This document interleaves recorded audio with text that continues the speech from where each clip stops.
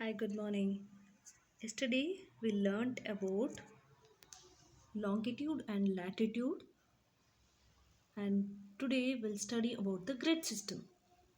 It means you all learnt yesterday the imaginary lines longitude and latitude is found on the globe.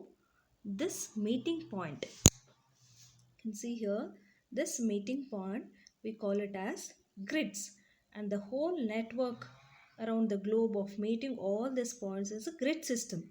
So it helps to locate the place accurately on the globe and the maps.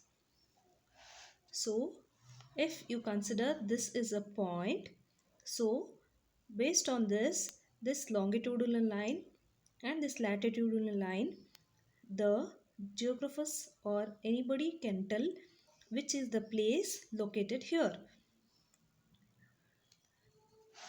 Then coming to Greenwich time, the countries to the east of this prime meridian will face the sun first. So here towards the east, here the sun will face first. Gradually earth moves, the countries in the west will face the sun. Which means in the globe, if you refer the globe, the Japan faces the sun first and at last America. The time at Greenwich is observed as the mean time, hence is called green mean time.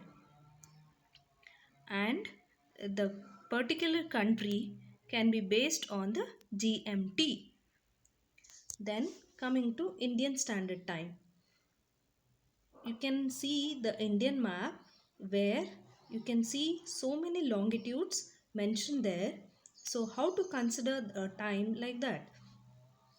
Every country has considered as one longitudinal line so that it can take one standard time. Here in India, this is the longitudinal line 82.3 degree east, which passes through Prayagraj, which means earlier they call it as Allahabad. Considering this as a standard line, they considered it for an Indian Standard Time. From GTM, it is 5.5 hours ahead, means it is a forward. So this line is considered as a Indian Standard Time baseline. Then coming to maps. It is a visual representation of a earth on a flat surface. You can see all the maps. It will be in a flat kind. So this oldest form of communication or making a mark or a drawing is called cartography, and it was done by Babylon clay tablet. And in the maps we can mention physical features, political divisions, weather, climate, agriculture, industries, mineral, road, river, mountains, like that. So to read the map, and you all know for the map they mention it as atlas. In this atlas you can find different kinds of maps where they show the river locations, then mountains, then agriculturing farming, then roads, airports, and so many different divisions are there.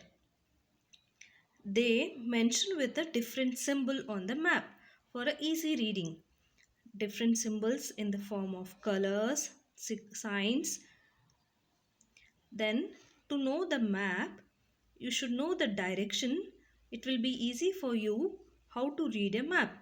So if you lay the map on a table, towards upper side it's a north, upper means top, towards down it's a south, towards right it's a east, up it's a north, down it's a south, towards right it's a east, and towards left it's a west.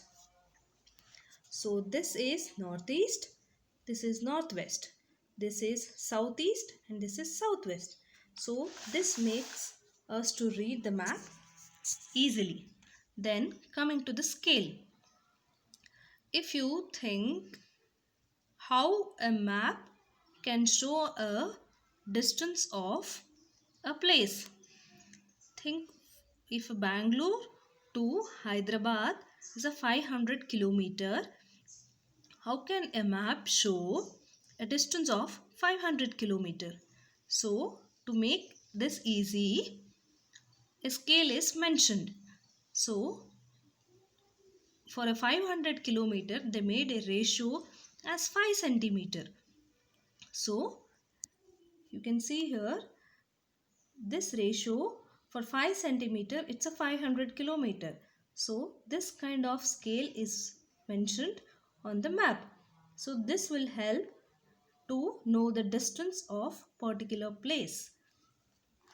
Then the scale can be represented in three ways. One is fraction, one is written statement, one is a graphic scale. Then coming to the symbols. You can see the symbol, different kinds of symbol in this page. So this kind of symbols are used in a map so that it will be easy to identify a place or a particular point. This first one is an international boundary where they mention in this kind of line. Same way for a country capital or a tourist place or a glacier or a desert or a road with a bridge or a railway or a seaport or a airport. This kind of things will be mentioned on their atlas book. Then coming to colors, different colors are used in the map. Blue for rivers, dark green for forest, brown for mountains, hills and desert, yellow for plains, light green for plains with based on the prosperity, red for the plateaus. Thank you for the day. Tomorrow we'll discuss on the next part, that is working part, means answering the questions, then statements, definition and the web charts. Thank you.